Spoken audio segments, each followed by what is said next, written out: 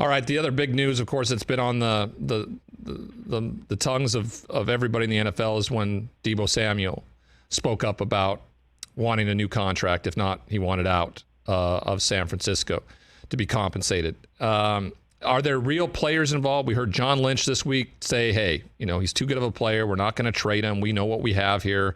We want to make it work. But is there really a team out there, a la you talked about the New York Jets trying to make a play with the draft picks that they have, the capital that they have? San Francisco, of course, gave away a lot of that capital to move up and get Trey Lance a year ago. Where does the trade climate sound or feel with Deebo Samuel heading into the draft tomorrow night? They just have to be willing to move him, and I don't know if teams will cave to their price. It sounds like they do not want to move him, but he's dug in, and it sounds like Deebo Samuel is not going to come back to play for the Niners. So if you're them in the next 36 hours, you need to figure out if he's really not coming back. We need to get assets for this year to help Trey Lance for next season. We can't let this go into the summer, trade him over the summer, have 2023 picks, and then we don't have those players on the roster to work with a quarterback that will essentially be playing his rookie season. So this is a dicey situation for the 49ers. Now, when you look at the external market of who would be involved, yes, as I said, the Jets would have to be at the forefront of this. They've made it clear. They've shown their cards. They're all in on getting a superstar veteran wide receiver when the opportunity comes up. They haven't been able to close the deal. They couldn't get Tyreek Hill. They were ready to pay him $25 million a year. They're ready to trade those day 2 selections to get him. We have not seen that Joe Douglas is willing to trade a top 10 pick for a wide receiver just to pay him $25 million a year. That's where it's going to be really interesting.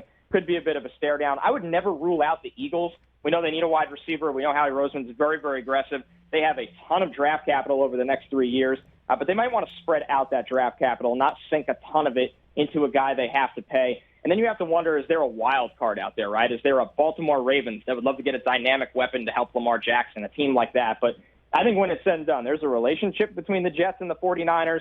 The Niners are going to have to, at some point, admit that Deebo Samuel is not coming back to play for them, especially at whatever price they deemed they're willing to keep him on, and the Jets have the draft capital to do it. The biggest question is if they're willing to send that number 10 pick and if the Niners decide to pick up the phone in the next 24 hours. We're talking with Connor Rodgers, Bleacher Report lead draft analyst. I have a theory around what we've seen in terms of the market this year, especially at the wide receiver position.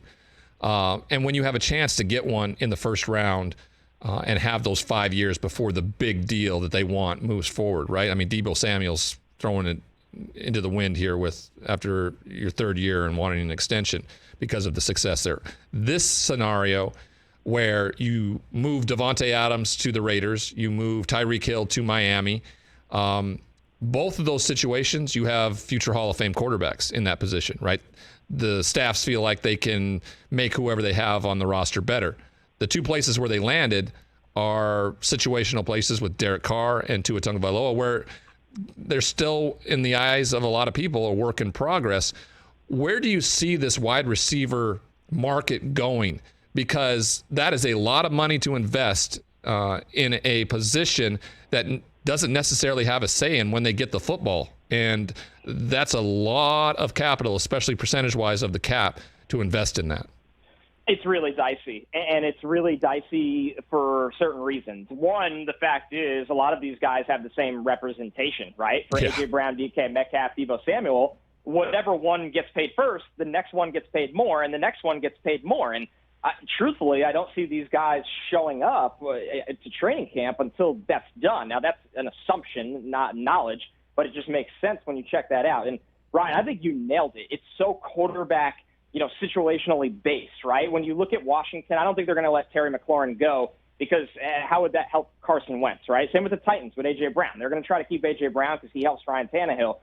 Now, when you look at the Niners, they feel like Pat Mahomes and Andy Reid can elevate the receivers around them, and they went with the volume route. They got Valdez Scantlin, they got Juju Smith-Schuster, and they're going to draft the guy as well. So now they have multiple targets instead of one super incredibly game-changing target, obviously Tyreek Hill with his speed. They're going to spread things out a little bit. So it's so based on situation. And then the other thing is you need a market. I think if the Jets got a guy and paid him $25 million a year or whatever it may be, that takes the biggest player off the table, that there's not going to be as many desperate teams that have that kind of open cap space to do it. So when there's an external team lurking, the agents know that, and that's how we get to a situation that we're seeing with Deebo Samuel. That just won't always be the case every single year.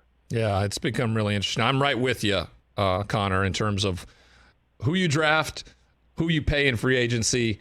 It's the guy that passes the ball, the guy that protects the guy that passes, and the guy that rushes the guy that passes. Everything else I feel like you can find differently. And the guys you talked about, the wide receivers that you're talking about that are looking for those big deals now, all taken after round one, right? You can go find them. You just have to be prepared for hitting it right and them wanting a big deal after 3 years, because it's going to be a big part of what that. I mean, you got to compliment the guy that finds the diamond in the rough in the third, fourth, or maybe second round of a wide receiver who plays at the top level. But it could turn around to bite you if they're that good.